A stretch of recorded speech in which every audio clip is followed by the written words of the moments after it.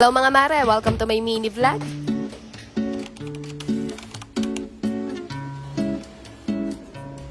Mag-aalas 2 na to ng hapon at sobrang init talaga ng panahon ngayon kaya ayan at naligo na muna ako. Pagkatapos ko maligo eto at mag-aasikaso naman muna ako ng merienda ng aking mga chikiting. Andun sila lahat sa kwarto at andar na naman nga ang aircon maghapon. Sobrang init naman kasi talaga ng panahon ngayon mga mare kaya siguradong Meralco is raving na naman.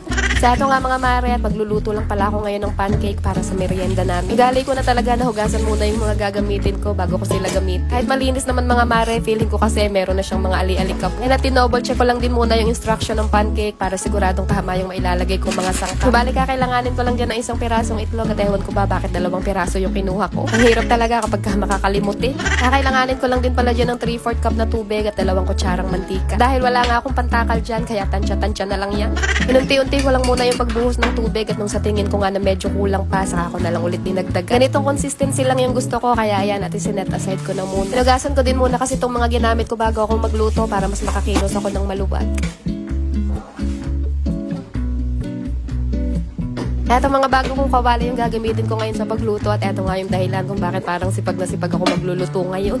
Ganito naman yata talaga mga mare kapag meron tayong bagong gamit, mas lalong nakaka-inspired kumit. Dalas kasi talaga ay bumibili lang kami ng merienda sa labas pero ngayon nga for sipag-sipagan tayo. Eto nga palang ginagamit kong kawali ngayon in-order ko lang din online. Set ko siya nabili, 2 frying pan at isang pot with cover tapos detachable yung handle niya. At sa parehong shop ko lang din order etong silicone na spatula. Medyo maselan kasi talaga yung mga ganitong kawali kaya kailangan non-stick din yung gagamitin ng mga utensils sa kanya para hindi siya kagad magagasgas. Kung bet nyo rin yan, ilalagay ko na lang din yung link sa comment section. So ayun nga mga mare at nakagawa na pala ako dyan ng 6 na pirasong pancake. Nagdadalawa kami nila ate at kuya tapos eto at ginawan ko lang din yung batang maliit ng sa kanya. At dahil nga maliit pa siya kaya eto at maliliit lang din yung para sa kanya. Pagkatapos ko magluto ay mag-iinit lang din ako ng tubig para pangkape ko. Walang init-init ng panahon sa akin basta magkakape pa rin ako. Sa yan mga mare, etong takoriko ay nabili ko lang sa ukay-ukay kaya utang na loob, huwag nyo na pagtatanungin yung link. Ito na lang yung tanongin nyo yung mga airtight containers ko at ayan, meron akong link niya. Isa yan sa mga best buy kong gamit online at talaga namang legit na airtight talaga siya. Problema ko nga kasi dito dati na palagi na lang nilalanggam yung gatas, yung Milo, tsaka yung mga asukal namin. Pero simula nga nang gamitin ko yan hindi na talaga napapasok ng langgam. Pati nga rin yung Milo namin mga mare kahit magtagal sa lagayan hindi agad-agad naninigas. Dati-rati nga kasi madalas naninigas yung Milo namin sa lalagyan. Kung bet nyo rin, ilalagay ko na lang din yung link sa comment section. Ayun at naglagay lang din pala ako ng butter sa pancake at nung tatawagin ko na nga yung mga chikiting ko nakatulog na pala tong batang maliit. Kaya pala nananahimik napatulog na pala ng kuya niya. Kaya eto nga at kami na lang muna ni ate yung naunang kumain. Asya tara mga mare, kain muna tayo. Kayo'y pumarini muna at kita'y magkape.